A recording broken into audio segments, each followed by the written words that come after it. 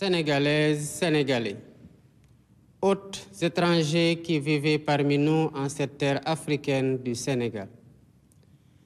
Ce dernier soir de l'année est, comme à l'accoutumée, un moment propice pour une introspection individuelle et collective. Un moment pour se souvenir, mais aussi et surtout pour se projeter vers un futur serein à construire par un effort collectif inédit.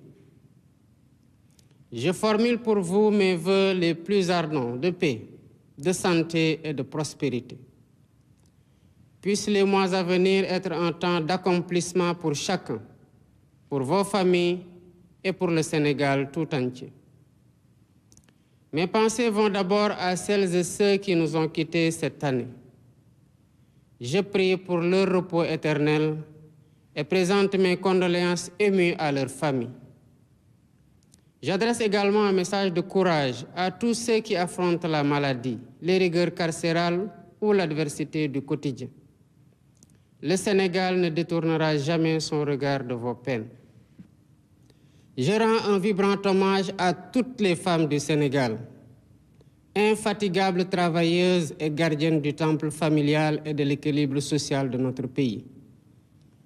Je salue nos compatriotes de la diaspora dont l'engagement et la détermination font rayonner l'image de notre pays partout dans le monde. Je tiens à vous exprimer la reconnaissance de la nation. Je rends aussi un hommage appuyé à nos forces de défense et de sécurité. Votre discipline, votre professionnalisme et votre courage garantissent notre souveraineté et contribuent significativement à la paix et à la sécurité dans le monde. Mes chers compatriotes, il ne saurait y avoir de véritable progrès sans une paix durable. C'est pourquoi l'une de mes priorités reste la paix définitive en Casamance. C'est un impératif pour permettre à tous les projets de développement portés par la vision Sénégal 2050 dans le pôle économique sud de voir le jour. Dans cette perspective, j'ai initié le plan Diomaye pour la Casamance, afin d'accompagner le retour des populations déplacées et de soutenir le processus de paix en Casamance. Je sais par ailleurs que chaque foyer sénégalais aspire à de meilleures conditions de vie, à une justice sociale accrue et à la certitude que l'État sert véritablement l'intérêt général.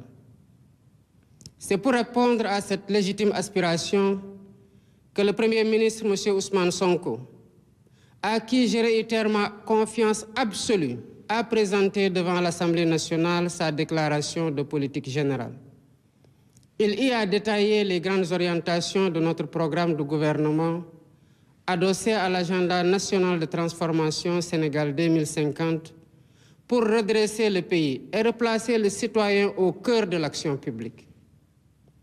C'est dans ce même esprit que nous avons choisi la concertation et la consultation comme fil conducteur de notre gouvernance, afin de faire de chaque citoyen un acteur décisif de la rupture et de la construction nationale. Les assises de la justice et les états généraux du transport ou de l'industrie, déjà tenus, en témoignent éloquemment. Cette démarche se poursuivra à travers les assises nationales des DARA et les concertations sur l'enseignement supérieur, ainsi que dans d'autres secteurs, pour renforcer l'adhésion et la participation de tous. Par ailleurs, au courant du premier trimestre 2025, le gouvernement lancera la plateforme Ligueyal Sa Réew, qui permettra à chaque Sénégalais, d'ici comme de la diaspora, de déposer sa candidature au poste public en compétition ou de proposer des projets et opportunités d'investissement. J'ai déjà instruit le bureau organisation et méthode de travailler à l'identification des postes clés devant être mis en compétition, de proposer des modèles types de fiches de poste et des règles d'organisation et de fonctionnement du comité de sélection des candidats qui me seront soumis au bout du processus pour nomination. Mes chers compatriotes, malgré les défis et les incertitudes rencontrés en 2024, Cette année charnière aura surtout été marquée par l'expression d'aspirations majeures, défendues au prix de grands sacrifices, par la vigueur de la raison démocratique et par l'émergence de perspectives porteuses d'espoir. En effet, le 24 mars 2024, vous m'avez largement accordé votre confiance, m'offrant ainsi le suprême honneur de présider aux destinées du peuple sénégalais. Dans une logique démocratique et une belle cohérence électorale, vous avez confirmé et parachevé votre choix dans les urnes le 17 novembre dernier, en nous confortant d'une majorité parlementaire incontestable. Le mandat populaire est ainsi clair et sans équivoque. Il nous appartient de le dérouler avec rigueur, fidélité et dévotion. Je m'y engage.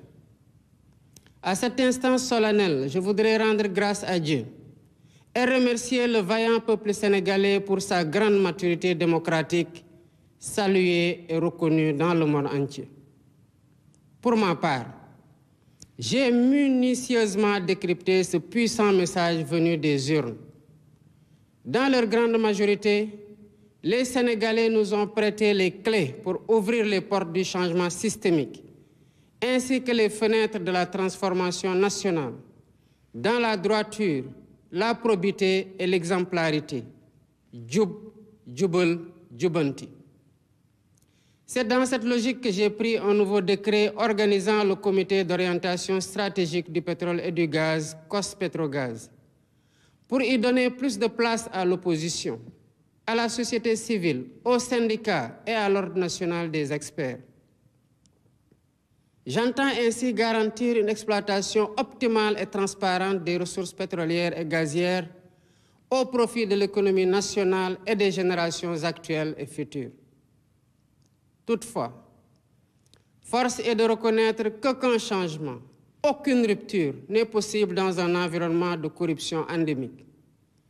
Si nous voulons le changement, nous devons résolument être prêts à nous réformer nous-mêmes dans nos comportements face au bien public et dans notre manière de servir la collectivité. Voilà pourquoi, au-delà de la modification de la loi portant statut général de la fonction publique, 4 lois sur la transparence et la bonne gouvernance seront soumises à la représentation nationale. Elles portent sur la protection des lanceurs d'alerte, la réforme de l'organe de lutte contre la corruption, l'accès à l'information et la déclaration de patrimoine. Concernant la déclaration de patrimoine, elle sera généralisée à tous les agents de la fonction publique sans exception, ainsi qu'à tous les postes électifs ou nominatifs impliquant une gestion budgétaire, quelle qu'en soit l'importance. Les modalités de publicité et de mise à jour des déclarations souscrites seront définies par la loi. Mes chers compatriotes, je suis pleinement conscient des difficultés que les Sénégalais ont traversées ces dernières années. C'est pourquoi, face à la vie chère et malgré une conjoncture économique plus que difficile, dès les premières semaines de mon mandat, le gouvernement a pris des mesures concrètes pour soutenir les producteurs locaux et réduire le prix des denrées de première nécessité. D'un autre côté, les réformes institutionnelles en cours avec la suppression du Conseil économique, social et environnemental et du Haut Conseil des collectivités territoriales se poursuivront au courant de l'année 2025. Le comité restreint que j'ai déjà mis en place pour l'identification des lois et décrets à prendre ou à abroger est à pied d'œuvre pour matérialiser les consensus forts issus des assises de la justice. Par ailleurs, l'inflation notée des partis politiques, favorisée par une application trop laxiste des textes en vigueur, a conduit à une fragmentation excessive et à une inflation préoccupante, préjudiciable à une respiration démocratique de qualité. Dans un avenir proche, des concertations sur notre système politique se tiendront dans le but d'y apporter plus de lisibilité, plus de transparence et de rationalisation. Toutes ces réformes, comme d'autres, vise uniquement à rapprocher l'État des citoyens, à mieux prendre en charge leurs aspirations et à asseoir les bases d'un Sénégal fier de ses valeurs et intransigeant sur sa souveraineté. La diplomatie sénégalaise, fidèle à sa doctrine, continuera à promouvoir les idéaux de paix et de justice, tout en apportant sa solidarité agissante et son soutien actif aux peuples opprimés du monde. Tous les amis du Sénégal seront traités comme des partenaires stratégiques dans le cadre d'une coopération ouverte, diversifiée et décomplexée. D'ores et déjà, j'ai instruit le ministre des Forces armées de proposer une nouvelle doctrine de coopération en matière de défense et de sécurité, impliquant, entre autres conséquences, la fin de toutes les présences militaires de pays étrangers au Sénégal dès 2025. Mes chers compatriotes, prenons le temps de nous regarder dans le miroir de notre histoire et de nos valeurs, pour nous rappeler qui nous sommes, d'où nous venons et où nous aspirons à aller. Au-delà des réformes et des politiques, arrêtons-nous un moment pour évoquer en profondeur ce qui nous unit. Cette exigence d'unité et de fraternité quasi existentielle pour bâtir l'avenir que nous voulons nous rappelle l'importance de cette communion nationale autour de la même flamme de l'espoir, de la solidarité et du vivre ensemble. Dans un esprit d'humilité et de détermination, nous construisons pierre après pierre le Sénégal que nous voulons. Cette œuvre exige la mobilisation de toutes les énergies et s'appuie sur un esprit de solidarité, de tolérance, de don de soi et de dépassement. Des épreuves les plus dures de l'esclavage aux luttes contemporaines pour l'indépendance et la démocratie, en passant par la colonisation, nous avons démontré avec constance une résilience inébranlable. C'est dans cet esprit et par devoir de mémoire, de vérité et de justice que nous avons commémoré pour la première fois l'anniversaire du massacre de Thiaroye. Nous avons voulu d'une part rendre hommage aux victimes et graver leur mémoire dans notre conscience collective. Et d'autre part, jeter les bases de la restauration de la vérité historique sur cet épisode tragique de notre histoire. La même dette morale nous engage aussi envers les victimes des événements survenus entre mars 2021 et février 2024 et leurs familles. Nous ne pouvons rechercher la vérité sur des faits survenus il y a 80 ans et accepter l'omerta sur les événements tragiques vécus ces 4 dernières années. Ce faisant, il ne s'agit pas d'une revanche à prendre, mais d'une justice à rendre aux victimes et à leurs familles, de les apaiser et de réaffirmer la sacralité de la vie humaine.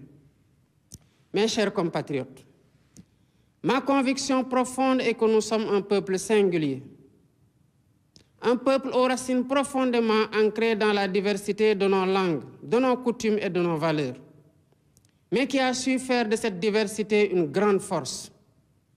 Fort de cet héritage, il nous appartient aujourd'hui d'écrire un nouveau chapitre de notre histoire, où notre souveraineté est pleinement assumée, notre justice réellement vécue et notre prospérité partagée par tous. Lu ñëpp bokk, ñëpp jot ci.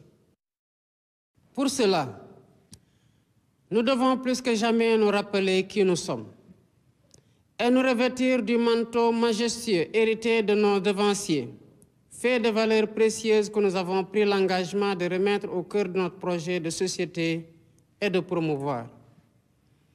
En ma qualité de gardien des institutions et garant de l'unité nationale, tout en encourageant l'expression libre, constructive et plurielle des idées, je resterai vigilant et intransigeant face à toutes les menaces sur la paix, la stabilité et notre bien commun. Au demeurant, je garde à l'esprit que nous devons conjuguer fermeté sur les principes et ouverture d'esprit pour préserver l'équilibre de notre démocratie et la cohésion de notre pays. Mes chers compatriotes, Grande est ma préoccupation quant à la montée du communautarisme et des discours de haine qui se propagent parfois dans les médias traditionnels et très souvent dans les réseaux sociaux. Ces dérives nourrissent la division et fragilisent le socle commun que nous avons patiemment édifié.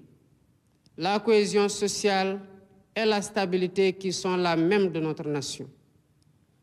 Nous devons tous prendre conscience que le Sénégal souverain, juste et prospère que nous travaillons à matérialiser pour le bien de tous, ne verra le jour que dans l'unité. Conscient de ce que nous sommes un peuple en compétition avec les autres, entretenons le culte du travail bien fait et de l'excellence, afin de prouver au monde, par des réalisations concrètes, que le Sénégal a les ressources humaines de qualité pour accomplir de grandes choses. À notre jeunesse, ardente et créative, je vous encourage à développer vos talents, à innover et à vous ouvrir au monde en restant ancrés dans nos valeurs. Votre énergie et votre détermination sont les véritables moteurs de notre pays. Le gouvernement sera à votre écoute et à vos côtés pour vous soutenir et vous aider à vous réaliser, à être utile à vous-même, à vos familles et à votre pays. Ensemble, prouvons que le Sénégal est une terre de promesses et de possibles, et édifions un Sénégal uni, souverain, juste et prospère pour les générations actuelles et futures. Bonne et heureuse année 2025, que Dieu bénisse le Sénégal et l'Afrique.